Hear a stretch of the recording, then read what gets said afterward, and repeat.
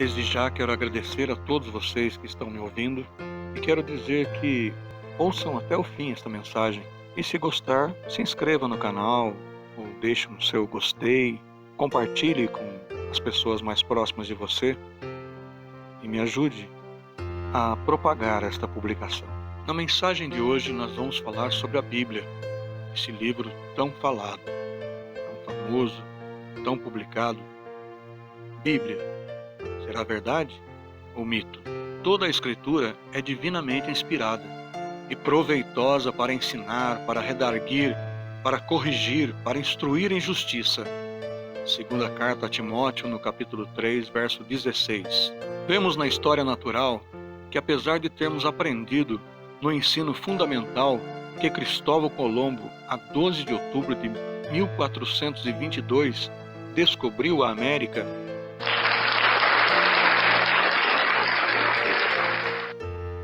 Cristóvão Colombo não descobriu a América. Mesmo que desconsideremos o fato de que os nativos já habitavam o continente há séculos, quando o explorador chegou, as naus Nina, Pinta e Santa Maria não foram responsáveis pelos primeiros colonizadores por aquelas bandas.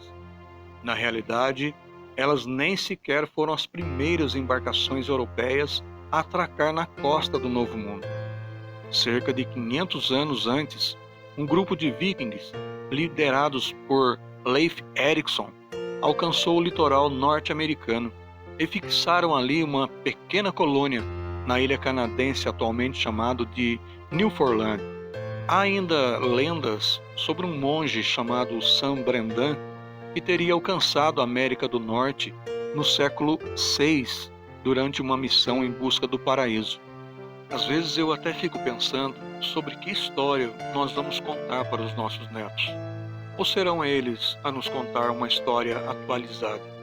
Na segunda carta a Timóteo, capítulo 3, nos diz no versículo 15: porque desde a infância sabes as sagradas letras, que têm o poder de fazer-te sábio para a salvação, por intermédio da fé em Cristo Jesus.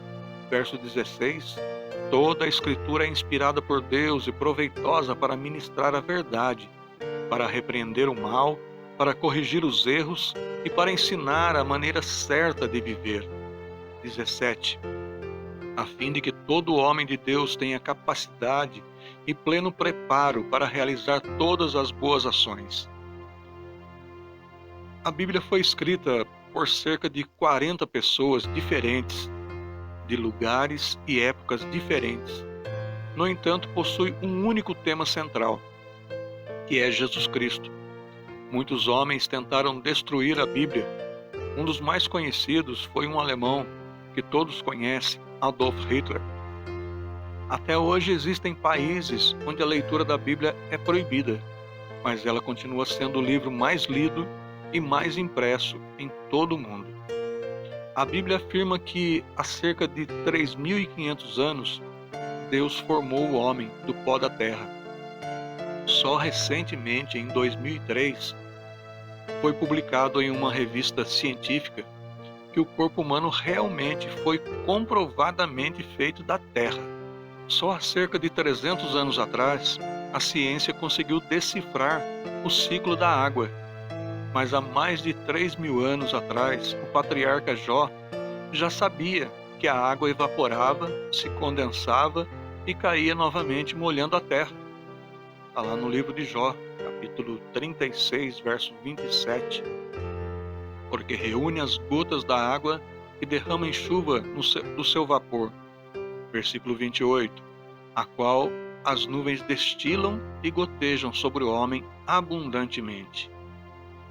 Na Idade Média, há cerca de 500 anos atrás, as pessoas achavam que a Terra era plana, até que um português chamado Fernão de Magalhães provou que era redonda, fazendo uma rota no sentido contrário para chegar ao mesmo ponto.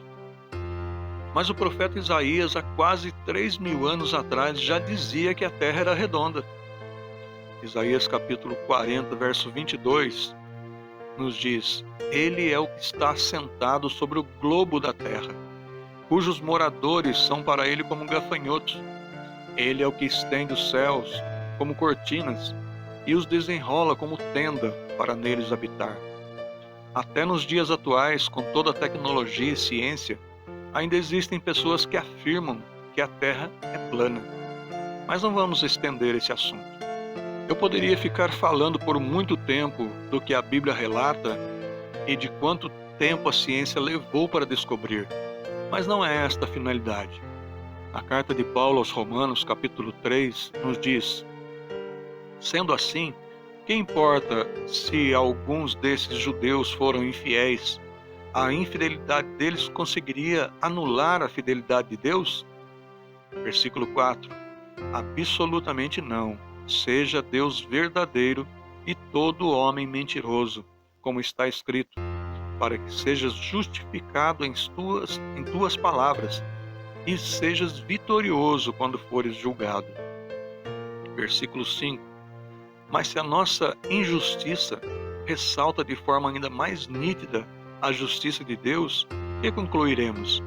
Acaso Deus é injusto por aplicar a sua ira? Eu estou refletindo com vocês apenas com a lógica humana. Na segunda carta do apóstolo Pedro, no capítulo 1, nos diz no versículo 20: sabendo primeiramente isto, que nenhuma profecia da Escritura é de particular interpretação, porque a profecia nunca foi produzida por vontade do homem algum, mas os homens santos de Deus falaram inspirados pelo Espírito Santo. Voltando agora para as coisas que mudam. Até pouco tempo atrás, os astrônomos, por mais dedicados que fossem, não conheciam todos os planetas e astros celestes que hoje se conhecem, astros dos quais a Bíblia já mencionava. Plutão é um planeta que há algum tempo atrás deixou de ser visto como um planeta, e agora ele é um planeta novamente. Será que foi o planeta Plutão que mudou? Ou foi o entender da ciência? Nós vemos pelas notícias que muitas coisas que a medicina dizia que fazia mal, hoje dizem que faz bem. Enfim, tudo à nossa volta muda constantemente. As leis mudam, as opiniões mudam, o nosso gosto muda com o passar do tempo. E para você que prefere dar mais valor para a história e pesquisas científicas do que a palavra de Deus, eu vou te dar uma notícia espetacular. Quando o alemão John Gutenberg, por volta do ano de 1430, inventou a imprensa e estreou sua máquina maravilhosa, imprimindo um exemplar da Bíblia em alemão. E desde então, nesses quase 6 séculos, a Bíblia, essa mesma Bíblia, vem sendo impressa em muitas línguas e formas.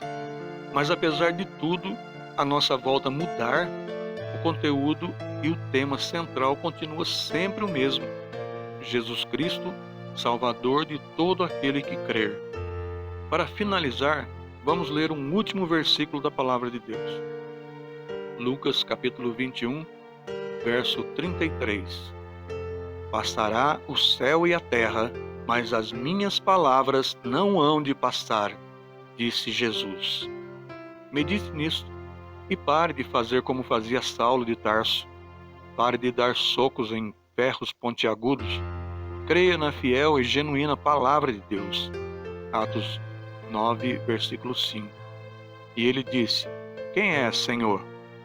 E disse o Senhor: eu sou Jesus, a quem tu persegues. Duro é para ti recalcitrar contra os aguilhões.